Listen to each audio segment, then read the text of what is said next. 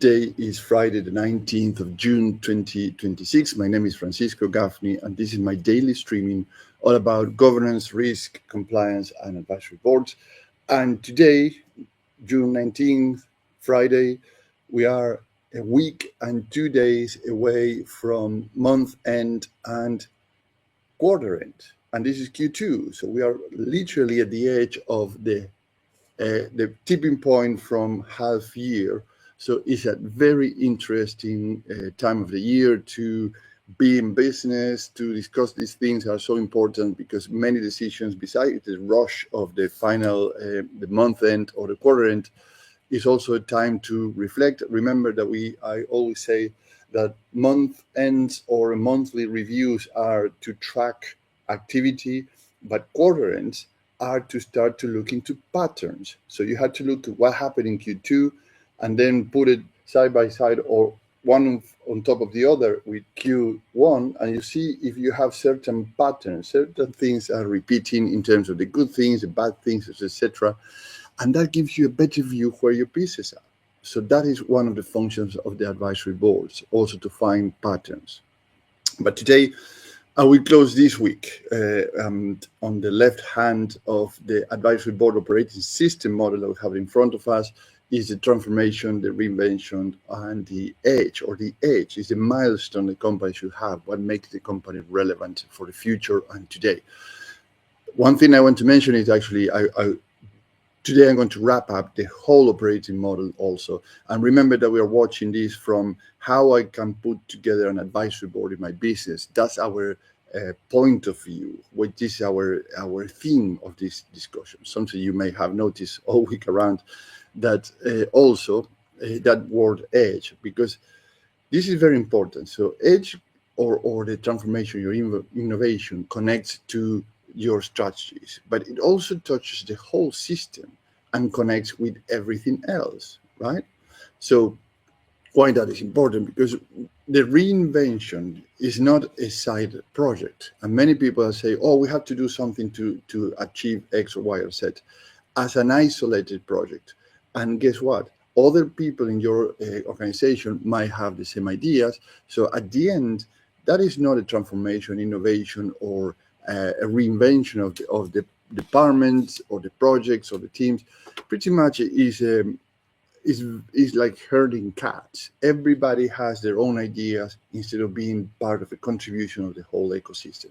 So it affects everything in the organization, believe it or not. It affects your growth, your capital, how you structure your capital stack when you are going into looking for capital for growing or scaling the company, affects your systems, affects your people, because it's very frustrating because what you're doing here, it doesn't correlate with what we are doing in the other place. And this is a typical example where the marketing team goes to the market, social media, etc., or put in a web page. It's not exactly what the KPIs or performance or targets, sales target of the sales team. So you start to see that disconnect between one and the other, and one is blaming the other. Now, so it affects also those risks and affects the performances of the whole organization. And this is where the advisory boards are becoming more useful, because the business environment is not slowing down. Actually, it's getting more and more competitive. So leaders are dealing with technology change, AI questions, productivity pressures, efficiency demands, stakeholder expectations, sustainability, workforces issues, and cash discipline, you name it. So the more the things are coming into your plate, it seems that actually the tighter you feel that the things are moving. That's what is so important on advisory board. So let's take a look at three problems with these circumstances in terms of when you're looking into innovation, transformation, or reinvention of your company. And one thing I will need to clarify first before going to the three problems. Your transformation, your innovation, reinventions, it is not far from where you are today. And this is a massive misconception that you need a breakthrough something. No, you don't have to. Look at what happened. This is my favorite example. The iPhone, as we know it today, was launched, I think, in 2003, 2004. Guess since when the technology was available in the market and exactly with the same functionalities? 10 years earlier. Nokia already launched a touchscreen phone 10 years early, 97, I think it was, or 96. So the iPhone was not something new it was new for the masses, put it that way, but was not something new in the market. But that little edge, that 1% that Apple did, make the whole thing like a, wow, this is amazing, right?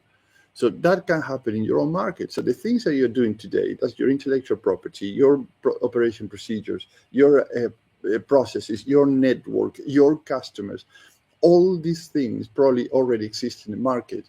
And the innovation, the things that are going to make the big premium company that you're looking for to build or to achieve is just a 1-2% from there. It's not a massive changes. And when I share this information with founders or business owners or other boards or executive teams, they go like, nah.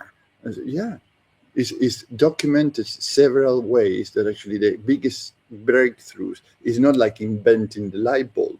It's just a little change that make the whole thing break through. Now, let's take a look at 3 problems. Number 1 is that the change become reactive, right? So the business waits until the client asks a hard question, or a competitor moves faster, or a system breaks down, or a key person leaves, or costs start to beating you everywhere. So then the transformation becomes rushed and is very expensive, by the way. When you do something that is reactive rather than responding to certain things and circumstances, is very expensive because you don't have time to plan, you don't have time to budget things, you look into money anywhere and everywhere to try to get to put that fire down, etc. So it's very complicated. Problem number 2 is that the technology is treated as a tool choice, not a board level judgment call. And let me re-say this again. It's not a tool choice technology, it's a board level judgment call. So the business asks, which system should we buy, before asking what outcomes are we trying to improve? And that risk does not, and what risk those decisions create, and who owns the change. You need these 3 things before deciding, for example, which CRM are you going to buy? Do you really need a CRM, or is just a hype of the market? Do you really need that ERP, or you just need a maintenance software, EAM software, not a ERP software?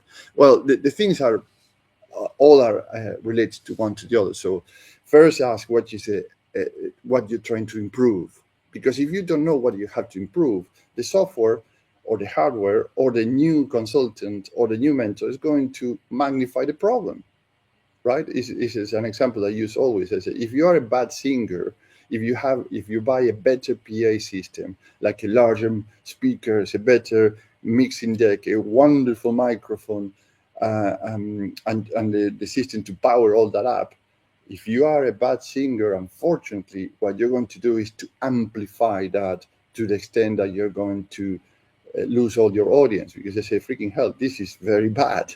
And actually now it's very noticeable. So problem number 3 is that short-term pressure displaces long-term thinking. And here's the thing, because the rushed decision, the pressure they have today, start to displace the things that are more important, that brings you to the next level of responses that you need to bring to the market, to your organization, than actually reacting to them. So how it looks like, urgent work wins, the inbox wins, the month end that is coming, as I mentioned, in a couple of days wins. So the client crisis wins, and meanwhile, the business model quietly ages. So your business is declining, and because the pressures, as I mentioned, displaces the long-term thinking. So in other words, imagine this: as a founder like yourself, that still are very successful, still trusted, and still profitable, but the way it works is getting heavier. You're stretched, the team is busy, the systems are patched, the data is scattered. How many spreadsheets you need to make a decision or to understand the numbers? How many days those spreadsheets needs to be collated together to make sense of all the different nominations and acronyms that people use for their own understanding or their own way to think. So the market is shifting. That's a big problem too. So everyone knows change is needed, but nobody wants to open the box because the current model still works and well enough.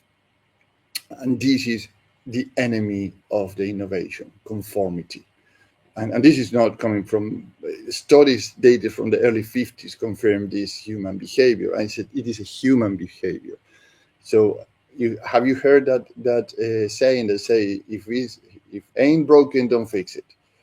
Well, we are not trying to fix things. We are trying to respond to what makes a company bigger, better, and faster. Put it that way. So we are going to leverage the things that are working, and we are going to make it better in that way.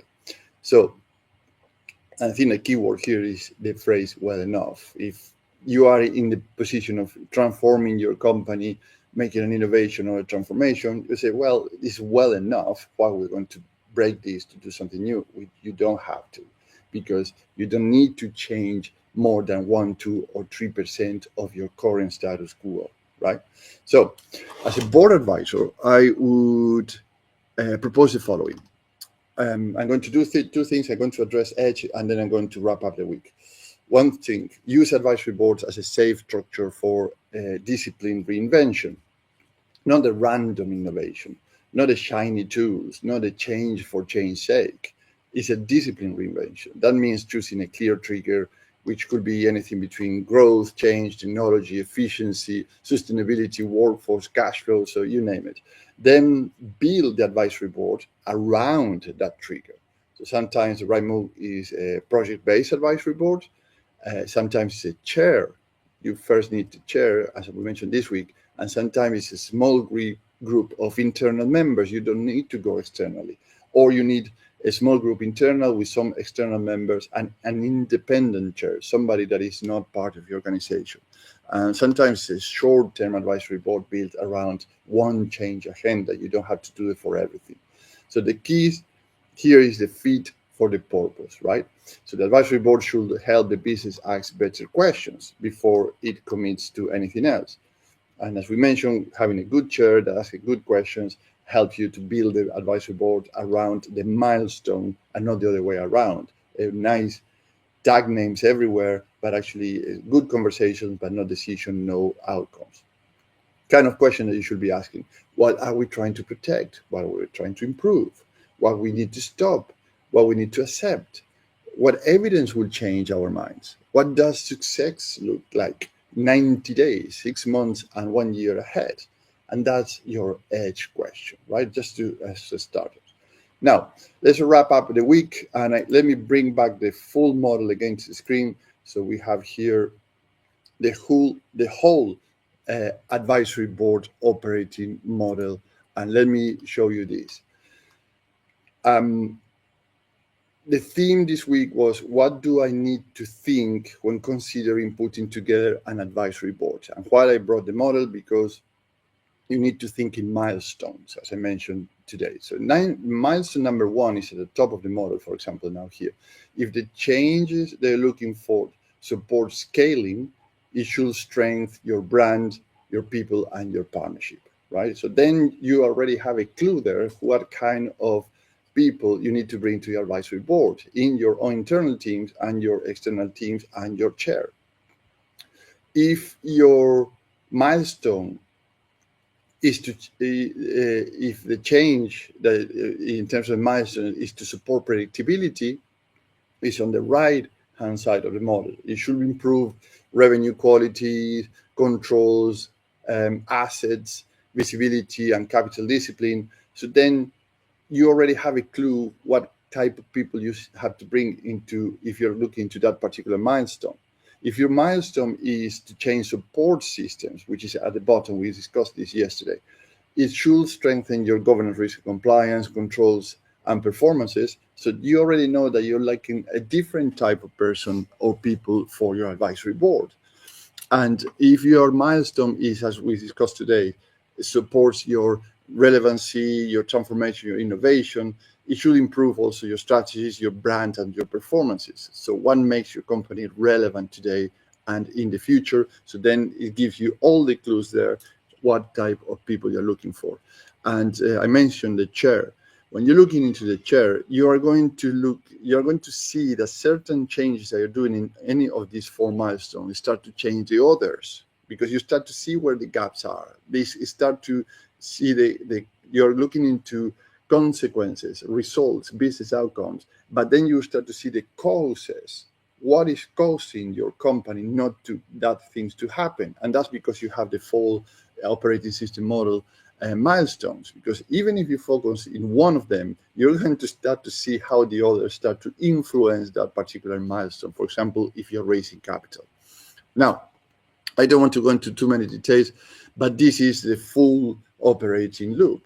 This is why advisory boards should not be treated as decorative. They are becoming part of the governance ecosystems, not replacing governance or taking authority, but helping leadership make more informed, more defensible, and better timed choices. And the key word here is choices, not necessarily decision, because if you don't have enough choices and you're forced to do only one thing, that's not a decision really, it's pretty much you're forced to. But when you have choices, you can make decisions. And that is the beauty of this, because you have the capacity to decide pretty much or design what is your future of the organization and how you're going to achieve that. Now, so what you gain working with me as a board advisor or a designer of the advisory board for your company is business outcomes, differentiators, and risk reductions. In terms of outcomes, is a future fit advisory board that helps the business change with more confidence and less noise. In terms of differentiators, is implementing the advisory board operating system that is as a working structure. It connects the advisory board to scale, as we mentioned, predictability systems and edge, and it also gives you access to international advisory board members, faster implementation than hiring a single executive, lower overhead than a big consulting firm, no talent locked in because we can swap members every 6 months or every year as soon as the milestones start to get moving around, because they will move your organization around in a good way. And this is the risk reduction, the drift. Without external challenge, the business can stay loyal for yesterday's or to yesterday's models for too long, and they lose relevancy. With the right advisory board rhythm, the business can test changes before the market forces they force the issue over to you. Now, one action you can take today, and it's doable in 30 minutes or less. Let me pull the picture here. What you should do, 30 minutes or less, very simple. I put the picture just to give you an idea or a visual cue how to do it. Draw 4 columns: scale, predictability, systems, and edge, right? Under each one, write one change pressure that you are already feeling. Right? What are the drag factors across the business, right? So it's a pressure point. This is something that's difficult.